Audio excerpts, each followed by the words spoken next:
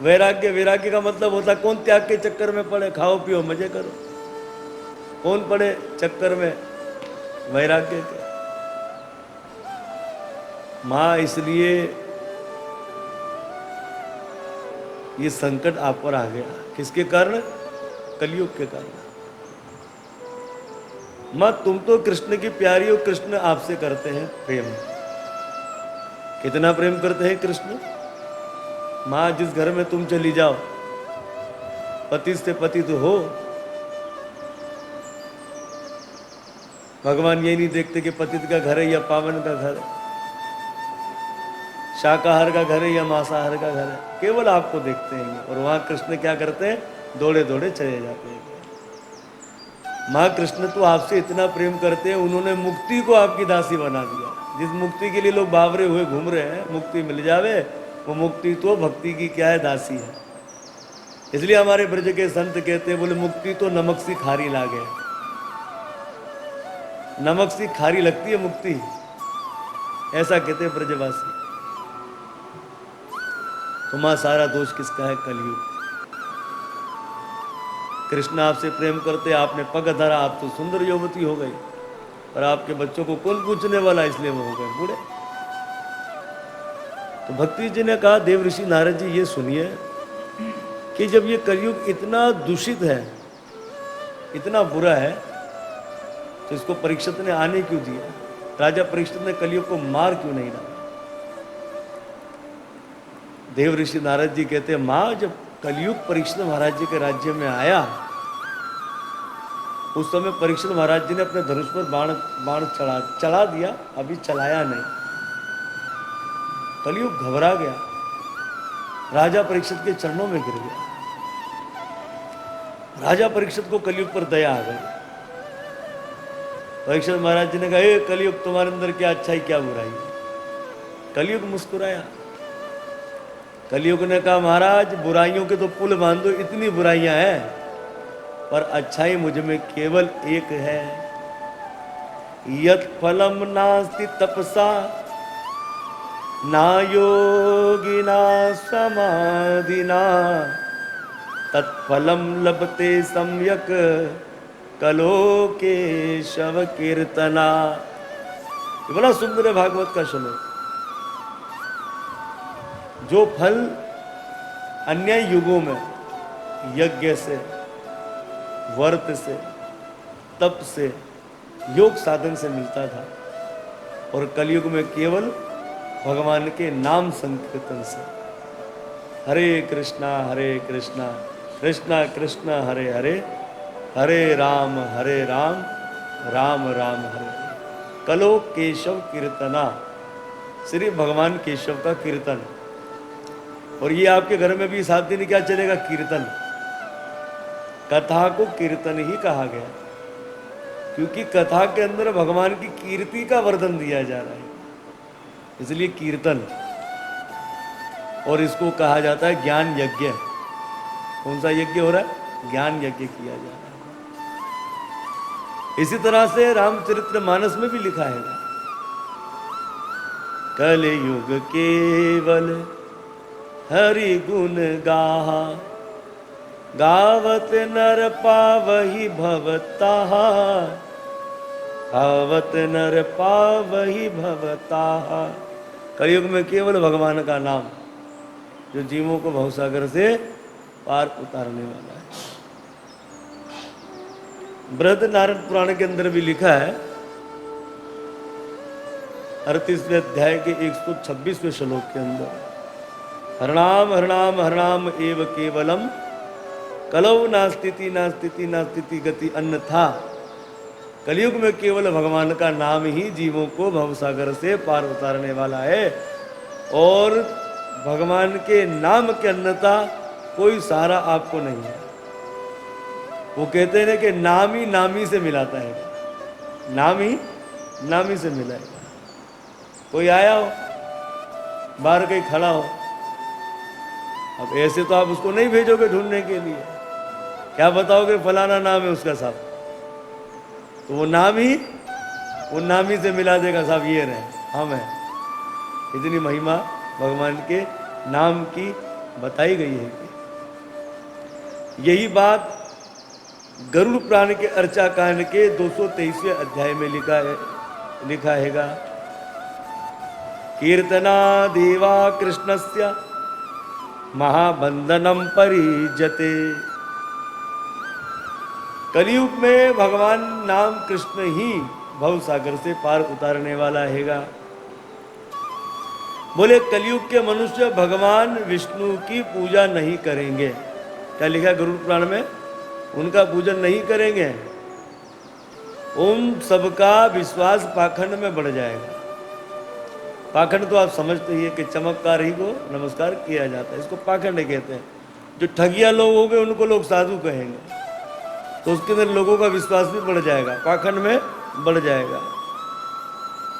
सूत जी ने कहा कि हे ऋषिवरों, ये कलयुग दोषों से भरा पड़ा हैगा। कलयुग के अंदर बहुत बुराइयां हैं, दोषों से भरा पड़ा है। किंतु इस कलयुग में एक महान गुण भी है, एक अच्छा गुण भी है। वह गुण है भगवान कृष्ण का नाम संकीर्तन। बोलो भक्त वत्सल भगवान की जय। क्या लिखा गरुड़ पुराण के अंदर? वो है नाम संकीर्तन, जो कि हम कर रहे हैं, नाम संकीर्तन। सतयुग में जो फल ध्यान से मिलता था, त्रेता में जो बड़े बड़े मंत्रों के जप करने से मिलता था, अरे द्वापर में जो बड़ी बड़ी सेवा से फल मिलता था, कलयुग में केवल भगवान की कथा और भगवान के नाम संकीर्तन से वो फल क्या हो जाता है? प्राप्त हो जाता है। कोई पाबंदी भी नहीं है, कोई किसी तरीके से भी बैठे हैं। देखो इतनी छूट, जितनी छूट हमारे सत्य सनातन धर्म के अंदर दी है, उतनी हमें नहीं लगता कहीं होगी। निर्जल व्रत नहीं कर सकते तो अरे साहब जली पीकर व्रत कर लो। हाँ, अगर बगैर खाए व्रत नहीं करते, अरे चलो कुछ फलाहार कर लो, लेकिन क्या व्रत करो। इतनी छूट तो सत्य सनातन धर्म के अंदर ही दे रखी है हमें। इसलिए सत्य सनातन धर्म जैसा धर्म ही नहीं है महाराज। यही बात पद्म पुराण के स्वर्ग कांड के अंदर भी लिखा है। अब भगवान पद्म पुराण हमें क्या बता रहे हैं, ये बड़ी ध्यान देने वाली बात है। मनुष्य श्री भगवान के उत्तम नाम का जप करने से संपूर्ण मंत्र के जप का फल पा लेता है। यानी कि जो इंसान भगवान विष्णु के उत्तम नाम का जप करता है, उसे संपूर्ण मंत्र के जप का क्या फल जाता है? फल मिल जाता है। इतनी महिमा है ये अगर हम लोग अपने अंदर उतार ले तो जय सीताराम। इतनी महिमा बताई गई है। बताते हैं भगवान के सामने ऊंचे सुर से उनके नाम का कीर्तन करते हुए नित्य करने वाला मनुष्य गंगा आदि नदियों के जल की भांति सारे संसार को पवित्र कर देता है। जैसे गंगा, अब अव्वल तो गंगा में जल्दी पहुंच नहीं सकते, उसके लिए आपको वीजा लेना पड़ेगा। और यहाँ पर क्या बताया कि भगवान के सामने कोई जोर जोर से कीर्तन करने लगता है, नाचने लग जाता है, ताली बजा बजा कर नाचता है। जैसे गंगा आदि नदियाँ सबको पावन कर देती है, ऐसे वे भक्त भी सबको क्या कर देता है? पवित्र कर देता है। आप क्या सोचते हो कि इस कथा के अंदर आपका कल्याण हो रहेगा? ये हमारी भूल है। इस कथाओं में कैसे कैसे जीव विराजमान होंगे जो हमें दिखलाई नहीं दे रहे। साफ लिखा है कि जब भागवत कथा की तैयारी आपने की होगी, विचार किया होगा, कई देवता डेरा डालकर बैठ गए होंगे, साहब हमें मौका मिल जाए, हम आगे बैठ जाए। इतनी महानता इस कथा की बताई गई है।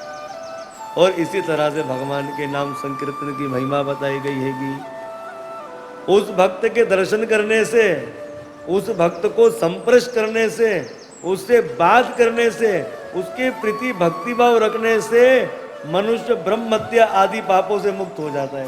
ऐसा जो भक्त है जो नाम संकीर्तन करता है, उसको देखने से, उसको छूने से, उससे बात करने से ब्रह्म हत्या आदि पाप जो होता है ना, उससे भी क्या हो जाता है? मुक्त हो जाता है। बताओ, भगवान के नाम की तो महिमा है, लेकिन जो नाम की महिमा फैला रहे उनकी भी कैसी महिमा भगवान पद्म पुराण ने कह दी। कितनी महिमा बताई जा रही है कि बताते हैंगे साहब। देव ऋषि नारद जी कहते हैं, मैया सारा दोष किसका है? कलयुग का। ये सारा दोष कलयुग का है। भक्ति मैया देव ऋषि नारद जी की बातें सुनकर मन हल्का हो गया। ये है, हम परेशान हो तो कोई महापुरुष दो चार शब्द हमको सुना दे और उनके द्वारा अगर हमारा मन हल्का हो जाए तो हमारे पूजनीय होते हैं। वो हमारे कौन होते हैं? वो पूजनीय होते हैं हमारे। उनको सुनकर हमारा मन हल्का हो गया। तो कितनी चिंता मगन थी भक्ति जी, कितना शोक कर रही थी, कितना रो रही थी। जब देव ऋषि नारद जी ने खूब महिमा बताई तो क्या हुआ? मन हल्का हो गया। अब भक्ति देवी जी कहती है देव ऋषि नारद जी से, जयति जगति माया यस्य काया दवस्ते वचन रचन में कम केवलम चाकल्ये ध्रुवपदमपि यातो यत्कृपातो द्रयोहम सकल कुशल पात्रम ब्रह्मपुत्रम नतोस्मि। भक्ति दी कहती है, धन्य देव ऋषि नारद जी, आप ब्रह्मा जी के बेटा हो, भगवान के परम भक्त हो, पर आपकी ही कृपा से कयादु नंदन प्रहलाद 5 साल की आयु में भक्ति के आचार्य बन गए। आपने ही ध्रुव जी को 5 साल की आयु में मंत्र दीक्षित किया था और आपकी ही कृपा से 5 साल की अवस्था में ध्रुव जी ने भगवान को प्राप्त कर लिया। हे पूज्य देव ऋषि नारद जी, मेरे बच्चों पर भी थोड़ी दृष्टि डाल दीजिए, इन पर भी दया कीजिए। उस समय देव ऋषि नारद जी ने कह दिया, हे माँ, श्री कृष्ण का ध्यान कीजिए, वो कोई हमें छोड़कर चले थोड़ी गए। क्या भगवान श्री कृष्ण ने कौरव की तुझ सभा में द्रौपदी की लाज नहीं रखी? क्या भगवान कृष्ण अपने भक्त प्रहलाद के लिए खम्भ से निकल कर नहीं आए? अरे वो हाथी ने पुकार करी भगवान से, उसके लिए भगवान हरि अवतार लेकर दौड़े दौड़े आए। इसलिए माँ, कृष्ण का ध्यान कर, वही सबके संकट को दूर करने वाले हैंगे। बोलो भक्त वत्सल भगवान की। इसके बाद देव ऋषि नारद जी ने वेद मंत्रों का उच्चारण किया और ज्ञान वैराग्य नहीं उठे। उपनिषदों का पाठ किया और ज्ञान वैराग्य नहीं उठे। बार बार गीता के श्लोकों का उच्चारण कर रहे हैं। अरे गीता के श्लोकों को सुनने से ज्ञान वैराग्य में चेतना आई, उठे, पर बूढ़े कमजोर होने के कारण दोबारा बेहोश हो। उस समय आकाशवाणी हुई, नारद, बिना सत्कर्म के नहीं जागेंगे और सत्कर्म करने के लिए किसी साधु पुरुष की खोज करो। अब आकाशवाणी भी क्या हुई? अधूरी हुई। भाई सत्कर्म क्या? अब जिसे कोई आदमी परेशान है, भाई जाओ फलाने भगत के पास चले जाओ, सत्कर्म करते हैं क्या? भागवत करते हैं क्या करते हैं? भागवत करते हैं। तो वो नाम आ गया सत्कर्म। यहाँ पर तो आकाशवाणी ने क्या कहा? सत्कर्म करो। कौन सा सत्कर्म करो? नाम नहीं लिया। साधु पुरुष की खोज करो, कौन करने वाला है? उसका भी नाम नहीं लिया। तो देव ऋषि नारद जी कहने लगे, चारों कुमारों से परेशान तो थे, पर और परेशान हो गए। ना तो सत्कर्म बताया आकाशवाणी ने, ना तो साधु का नाम बताया जो करेंगे। अब तो देव ऋषि नारद जी चिंता मगन घूमते घूमते घूमते घूमते जिस साधु के पास जावे और कहे, भक्ति का दुख कैसे दूर हो? ज्ञान वैराग्य बेचारे बूढ़े हो गए, मूर्छित हैं, बेहोश, कैसे जागृत हो? सब डर गए साधु। कोई आंख बंद कर कर बैठ गया, कोई सांस बंद कर कर बैठ गया, कोई प्राणायाम कर कर बैठ गया। क्यों? सबको ऐसा लगा कि हमारी परीक्षा तो लेने के लिए नहीं आ गए। अब कोई बहुत बड़ा दिल का सर्जन हो, जिससे छोटे मोटे डॉक्टरों ने ऑपरेशन करना सीखा हो, और वो इतना बड़ा सर्जन ऑपरेशन थिएटर में छोटे मोटे डॉक्टरों को कहे कि भाई दिल की रग कहाँ जा रही है। अरे छोटे डॉक्टर तो घबरा जाएंगे, हमने तो आपसे सीखा करना और आप हमसे पूछ रहे कि हमारी परीक्षा तो नहीं ले रहे। यही बात यहाँ पर हुई। जिस साधु से देव ऋषि नारद जी कहे भक्ति का दुख कैसे दूर हो, ज्ञान वैराग्य कैसे जागृत हो, और कोई जवाब नहीं देता था। सबको ऐसा लगा कि हमारी परीक्षा ली जा रही है। देव ऋषि नारद जी कहते, प्रभु घूमते घूमते चिंता मगन में कि विशालापुरी बद्रीनाथ में आए और यही हमारी चिंता का कारण है। चारों कुमार मुस्कुरा रहे हैं। क्यों मुस्कुरा रहे हैं? क्योंकि चिंता का समाधान उनके पास है। और रो रहे कौन है? देव ऋषि नारद जी, क्योंकि वो चिंता मगन है। जिसके पास हमारी चिंता का समाधान है वो मुस्कुराते रहेंगे, और जो चिंता मगन